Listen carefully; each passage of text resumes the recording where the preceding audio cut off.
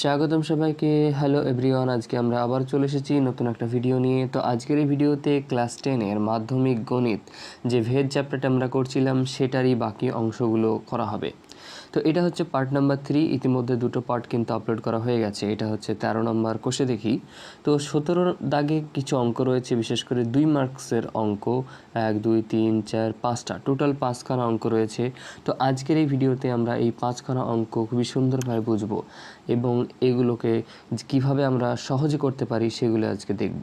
তো চলো অঙ্কগুলো কষে দেখা যাক।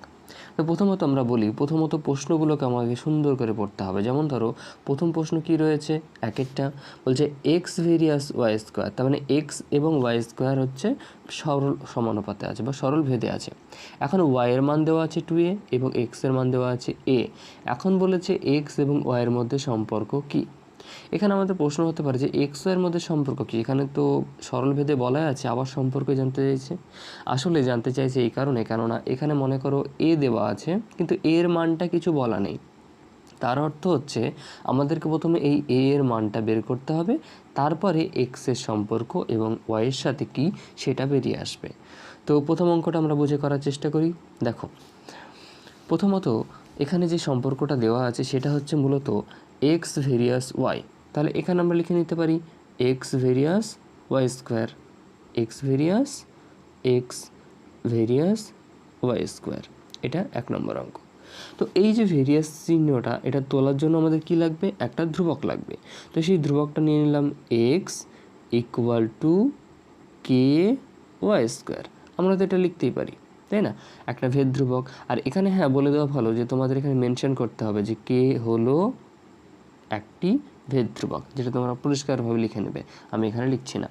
তো এখন লক্ষ্য করো যে এখানে মান দেওয়া আছে। কিসের মান দেওয়া আছে না, তো এক্সের মান দেওয়া আছে, ওয়াইয়ের মান এবং তার সাথে এক্সের মানও দেওয়া আছে। তো এইখানে যে এক্স আছে, এই এক্সের জায়গায় আমি কি বসাবো, এ বসাবো। এক্সের বদলে কি বসাবো, এ। একই রকমভাবে ডান পক্ষে যে ওয়াই আছে, ওয়াইয়ের বদলে আমি কত বসাবো, 2a। তাহলে মান যদি বসিয়ে দিই তাহলে মান বসানোর পর কি দাঁড়াবে, এখানে আমরা লিখব যে এক্স ইকুয়াল টু এ ও ওয়াই ইকুয়াল টু 2b বসিয়ে পাই। দেখো কি পাচ্ছি সেটা লক্ষ্য করো। যদি আমরা এটা বসিয়ে দিই তাহলে দেখো এক্স যেখানে আছে, এই এক্সের পরিবর্তে কী লিখবো বলেছিলাম, এ। তাহলে এক্সের পরিবর্তে যদি এ লিখি তাহলে কি হচ্ছে, এ সমান। এখন আবার লক্ষ্য করো এখানে কি রয়েছে না, তো ওয়াই রয়েছে। তো ওয়াইয়ের পরিবর্তে আমরা কী নিব, 2a। তাহলে কে ইন্টু 2a তার হচ্ছে হোল স্কোয়ার, তাই তো। হ্যাঁ, এখন বা আমরা যদি দেখার চেষ্টা করি, এপাশে কী রয়েছে, এ, এপাশে কে ইন্টু, এখানে দেখো 2-এর স্কোয়ার, তার মানে 2-এর স্কোয়ার মানে কত হবে, 4। এই স্কোয়ার মানে কত, এ স্কোয়ার। অর্থাৎ এখানে কি পাচ্ছি আমরা, 4 স্কোয়ার। বা আমরা যদি এখানে কেটাকে রেখে দিই তাহলে এই পাশে কি থাকলো, আচ্ছা এর মানটা দরকার আমাদের। তো এই জন্য আমরা কি করলাম, এখানে কেটাকে রেখে দিলাম। আর কেটাকে যদি রেখে দিই তাহলে অলরেডি এখানে কত আছে, এখানে আছে 4a আছে, আর ডান পাশে কত আছে, 4 স্কোয়ার। তো আমরা ওটা লিখে নিতে পারি। এখন দেখো কাটাকাটি হবে কি না, ওপরে যেহেতু একটা এ, নিচে দুটো, তো একটা বাদ, তাহলে কি পড়ে থাকলো, তাহলে আমাদের পড়ে থাকলো বা কে সমান কি পড়ে থাকলো, 1/4a। এখন যদি আমরা এর মানটা চাই, কেন প্রথমেই বলেছিলাম আমাদেরকে কি করতে হবে না, তো এর মানটা কি সেটা বের করতে হবে। তো এই এটাকে বের করার জন্য এটাকে আমি কোনাকুনি গুণ করে দেব এবং কেটাকে নিচে নামিয়ে দেব। তাহলে কি হবে, দেখো এটা চলে যাবে কে এর জায়গায় আর কেটা চলে আসবে এর জায়গায়। তাহলে কি হবে, তাহলে এ সমান 1/4k। কেন এমনটা হলো, কেননা কেটাকে এর জায়গায় চলে গেছে আর এটাকে কের জায়গায় চলে গেছে। তাহলে এখানে আমরা একটা কি পাচ্ছি, এখানে আমরা একটা সমীকরণ পেয়েছি, এর মান। এখন আমাদের যে প্রশ্নটা সেটা বলেছে যে এক্স এবং ওয়াইয়ের মধ্যে সম্পর্ক কি সেটা নির্ণয় করো। এই সম্পর্ক নির্ণয়ের জন্য আমরা প্রথমত যে ইকুয়েশনটা পেয়েছিলাম, এখানে লক্ষ্য করো যে x equal to K Y square. তো সেটাকে আমরা আগে রিপিট করে লিখব। কী লিখব না, তো X equal to K Y square বা X equal to K Y square. এখন যদি লক্ষ্য করো যে কে এর মান এখানে কত দেওয়া আছে, কে এর মান আমরা জানি কি দেওয়া আছে 1/4 a ওয়াই স্কোয়ার, এটাই তো। বা এই যে সম্পর্কটা, এই সম্পর্কটাকেও আমরা বলতে পারি, এখানে আমরা চাইলে এর মান বের করব অথবা না চাইলে না বের করতে পারি, কোনো ব্যাপার নেই। তাহলে আমাদের কিন্তু এখানে এটা চলে আসলো, অর্থাৎ এক্সের মান কত দাঁড়িয়েছে 1/4a ইন্টু ওয়াই স্কোয়ার। এই সমীকরণটা যদি আমরা লিখে দিই তাহলেও কিন্তু আমাদের অঙ্কটা হয়ে যাবে। সুতরাং আশা করি বুঝতে কোনো অসুবিধা হয়নি। প্রথমে কি করব, যে সমীকরণটা দেওয়া ছিল বা যে ভেদের সম্পর্ক দেওয়া ছিল সেখান থেকে একটা ধ্রুবক নিয়ে নেব। ধ্রুবকটা কী হয়েছে কে, এখানে আমাকে লিখে দিতে হবে কে হলো একটা অশূন্য ভেদ ধ্রুবক। এখন এখানে যে ওয়াই এর মান বা এক্সের মান দেওয়া আছে, সেই ওয়াই এর মান এবং এক্সের মান এই দুটোকে আমি বসিয়ে দেব। বসিয়ে দিয়ে একটা সময় পর কে এর মান কত পেলাম 1/4a, কত পেয়েছি 1/4a।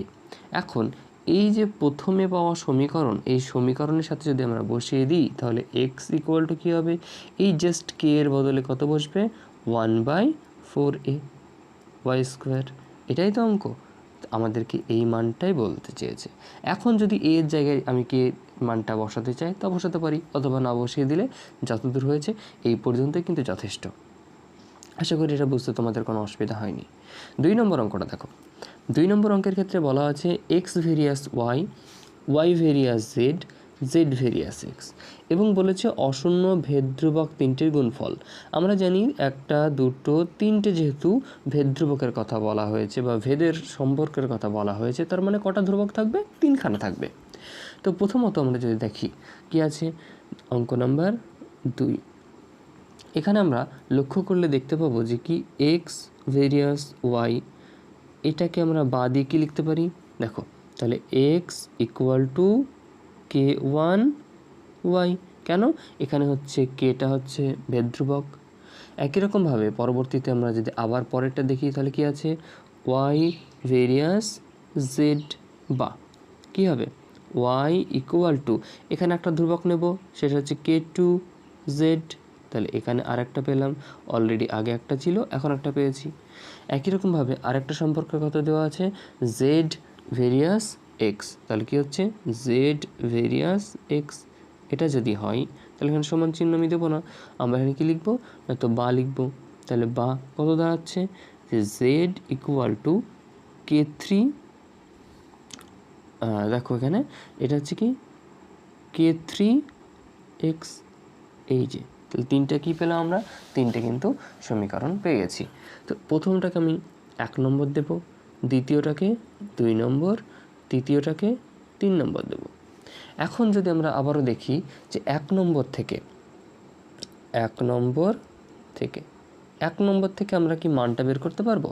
দেখো কে এর মান যদি বের করি কে ওয়ান, তাহলে কি দাঁড়াবে 1 নম্বর থেকে, এইখানে এক্স রয়েছে, ডান পাশে ওয়াই রয়েছে, তাহলে ওয়াইটা নিচে যাবে, তাহলে এক্স বাই ওয়াই হয়ে যাবে নিশ্চয়ই, একদম ঠিক।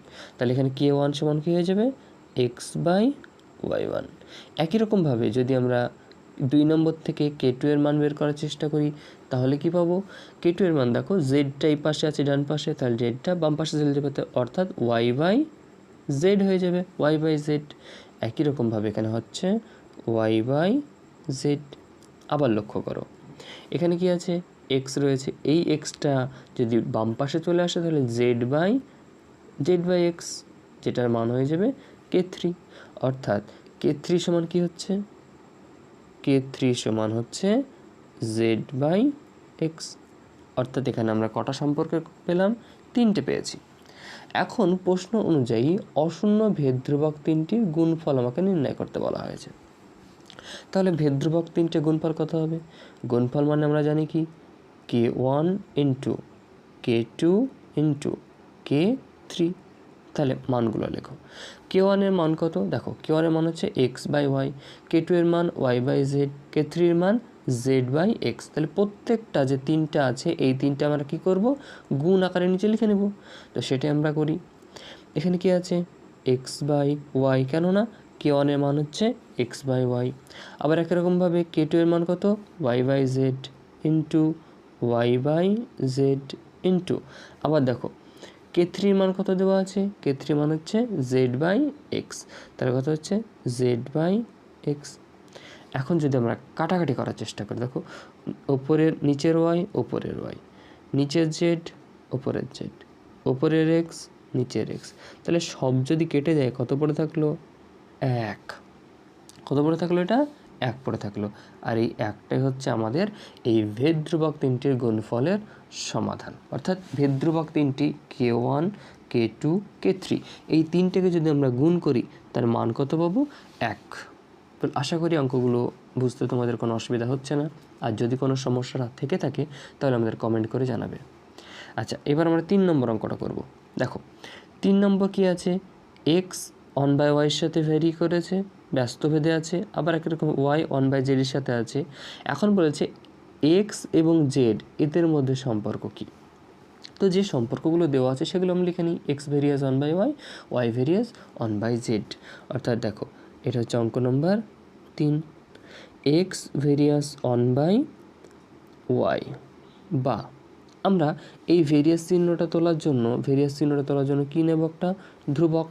সেই ধ্রুবকটা কি, এক্স ইকুয়াল টু K1/y, এটাই, তাই তো।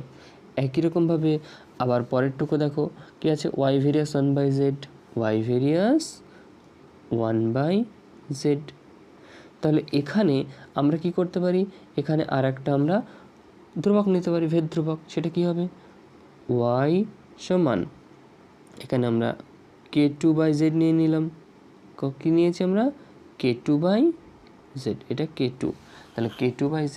তাহলে একটা জায়গায় আমরা মান পেয়েছি, অপর একটা জায়গায় আর একটা মান পেয়েছি। এখন এই যে প্রথম সমীকরণে ওয়াই রয়েছে, তো এই ওয়াইয়ের তো আমরা একটা মান পেয়েছি, তো ওয়াইয়ের জায়গায় এই মানটা বসিয়ে দিতে পারি। দেখো এইখানে যে ওয়াই রয়েছে, ওয়াইয়ের বদলে K2/z এটা আমরা বসিয়ে দিতে পারি। তাহলে কি হবে, তাহলে 1 নম্বর এখান থেকে দেখি আমরা, তাহলে বা X equal to K1 already আছে, আর ওয়াইয়ের মান কত, এই যে ওয়াইয়ের মান সেটা কত, K2/z। তাহলে আমরা লিখে নিই ওটা, নিচে কী হবে, নিচে হবে K2/z। এখন এই যে নিচে জেডটা রয়েছে, এই জেডটা কী হবে, উপরে চলে যাবে। তাহলে উপরে গেলে কি হবে, সমান K1, নিচে কি আছে K2 ইন্টু জেড। এখন K1 কি ছিল, K1 একটা ভেদ ধ্রুবক, K2 কি একটা ভেদ ধ্রুবক। তো K1 K2 দুটোই যদি ভেদ ধ্রুবক হয় তাহলে K1/K2 কি হবে, ওটাও অশূন্য ভেদ ধ্রুবক হবে, স্বাভাবিক ব্যাপার। তো সেই K1/K2কে আমরা ধরে নিলাম mz, অর্থাৎ m ধরে নিয়েছি। কি ধরে নিয়েছি, ধরি K1/K2 সমান হচ্ছে m, এবং এটা কি একটা অশূন্য ভেদ ধ্রুবক। তার মানে এখানে দেখো এক্স এর সাথে কার সম্পর্ক পেলাম, mz, এটা সমান বা x ইকুয়াল টু mz। তখন যদি হয় এমনটা, তাহলে এই যে সমান চিহ্ন এবং একটা ধ্রুবক, তাহলে এর বদলে আমরা কি চিহ্ন লিখতে পারি, ভেরিয়াস চিহ্ন লিখতে পারি। অর্থাৎ এখানে গিয়ে দাঁড়াবে কি, বা x ইকুয়াল টু 9, ইকুয়াল হবে না, এখানে ভেরিয়াস চিহ্নটা হবে, ভেরিয়াস জেড। তার মানে এক্স ওয়াইয়ের সাথে কোন ভেদে আছে, না তো এক্স ওয়াইয়ের সাথে সরল ভেদে আছে। তার মানে আমাদের সঠিক উত্তর কী হবে, এক্স ওয়াইয়ের সাথে সরল ভেদে আছে। এটা কিন্তু সম্পূর্ণ বাক্যে আমরা লিখবো যে এক্স ওয়াই নয়, এক্স জেডের সাথে, এক্স জেডের সাথে সরল ভেদে আছে। এখানে ব্যস্ত ভেদ কথাটা হবে না, এখানে কি হবে, এটা সরল ভেদে আছে। তাহলে কি বলবো আমরা, আবার বলছি দেখো, এক্স ভেরিয়াস জেড, অর্থাৎ এক্স জেডের সাথে সরল ভেদে রয়েছে। এই হচ্ছে অঙ্ক, তোমাদেরকে জাস্ট উত্তরটা সুন্দরভাবে লিখে নিতে হবে। আশা করি 3 নম্বর অঙ্কটা বুঝতেও তোমাদের কোনো সমস্যা হয়নি। এবার আমরা 4 নম্বর অঙ্কটা করব। দেখো 4 নম্বর অঙ্কে কি বলা হয়েছে, যে দুটো সরল ভেদের সম্পর্ক আমাদের কাছে উল্লেখ করা আছে। এখন বলেছে জেড একটি অশূন্য ধ্রুবক, সেটা প্রমাণ করো। তো যেগুলো বলা আছে সেগুলো আমরা লিখে নিব। প্রত্যেকবার একই জিনিসই যেহেতু আমরা করছি, বা ইতিমধ্যে তোমরা বুঝেও গেছো।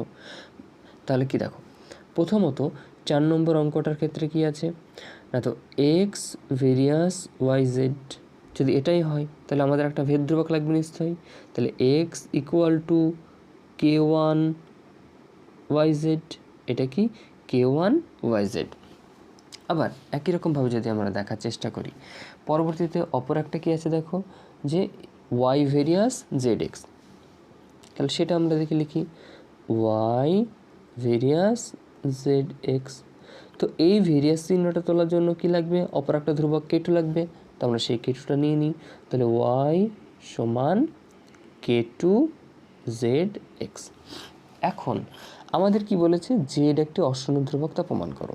তো এই অশূন্য ধ্রুবক প্রমাণ করার জন্য আমরা কি করতে পারি, দেখো এখানে কটা সমীকরণ পেয়েছি আমরা, অলরেডি কিন্তু দুটো সমীকরণ পেয়ে গেছে, একটা এক্স দিয়ে আছে, এখানে কি আছে, একটা ওয়াই দিয়ে রয়েছে।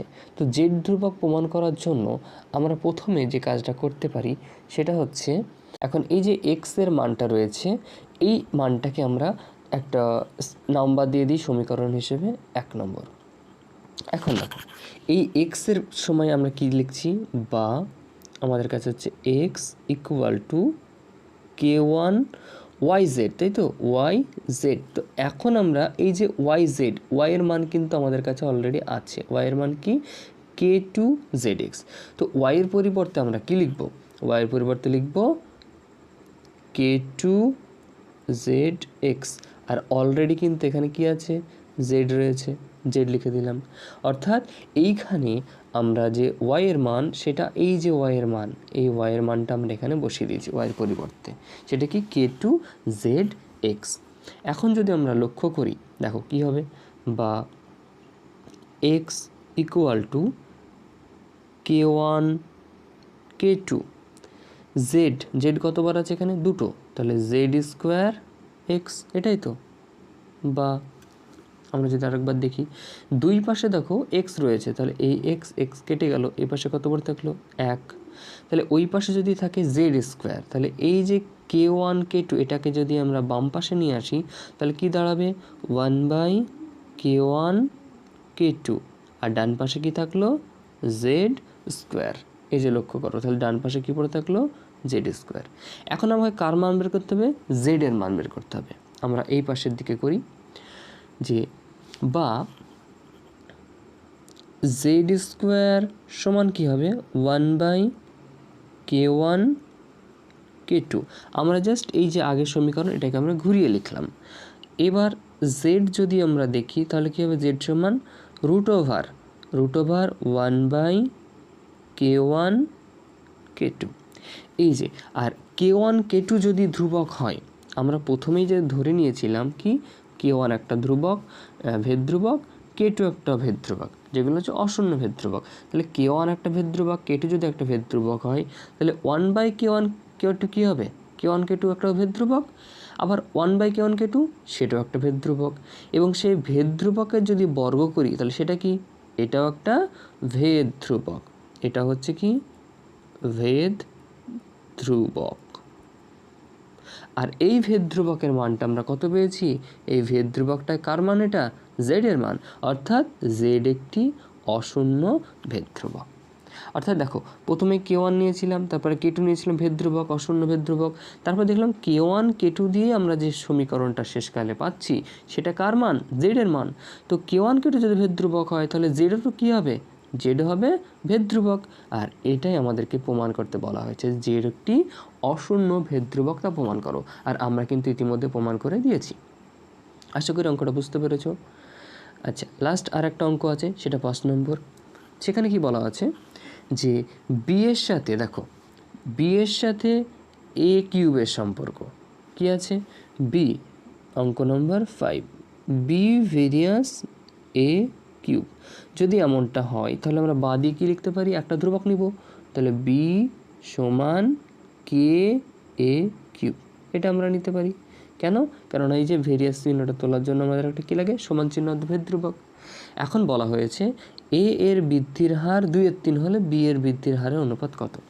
তো এখন এইটা করার জন্য প্রথমত আমরা দুটো সমীকরণ নিতে পারি।